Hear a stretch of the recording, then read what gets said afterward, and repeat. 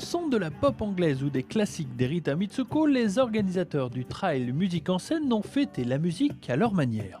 Installés en pleine campagne sur le croisement du parcours du 32 et du 18 km, les titres se sont enchaînés au rythme de la foulée des trailers. Dans les chants, ouais, c'est plutôt original. Et puis, en fait, on donnait un peu un coup de main. Et puis, on avait fait la session d'avant l'année dernière. Ça nous avait bien plu de participer à ça parce qu'on est un peu coureur aussi. Donc voilà, c'est avec plaisir qu'on est là. On a deux bons guitaristes avec nous, des virtuoses de la guitare. Et on reprend un peu de la variété française, anglaise, tout ça quoi. Faire un trail en musique, une idée originale qui a mûri l'an dernier dans la tête des responsables de l'athlétisme Saint-Mémin. Ça a été l'idée de deux trailleurs de notre club qui ont fait le marathon des sables l'année dernière et qui m'ont dit Séverine, on voudrait faire notre propre trail, est-ce que tu nous suis?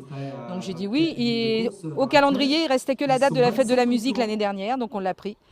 Donc on a dit pourquoi pas un trail en musique. En raison des autres concerts programmés dans les villes alentours lors de ce week-end musical, il a été bien difficile de programmer beaucoup de performances tout au long du parcours. Mais cela a suffi pour faire le bonheur des coureurs qui ont apprécié cet encouragement musical.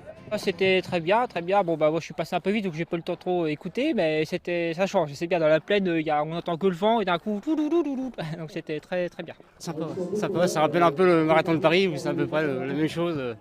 C'est sympa, ça encourage un peu. C'est vrai que c'est pas pour le monde qui reste sur le bord de la route, donc ça permet de mettre un peu d'ambiance.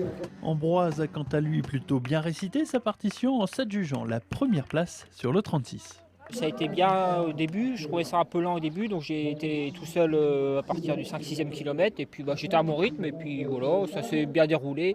Il y avait des grosses côtes longues en fait, donc le mental jouait beaucoup, et puis ça s'est bien passé. Il y avait des grandes descentes pour récupérer, c'était pas trop difficile. Outre la victoire de Magali Michon sur le trail long, les spectateurs ont pu aussi admirer le premier trail pour enfants du département. Saint-Mémin est décidément à la pointe de l'innovation.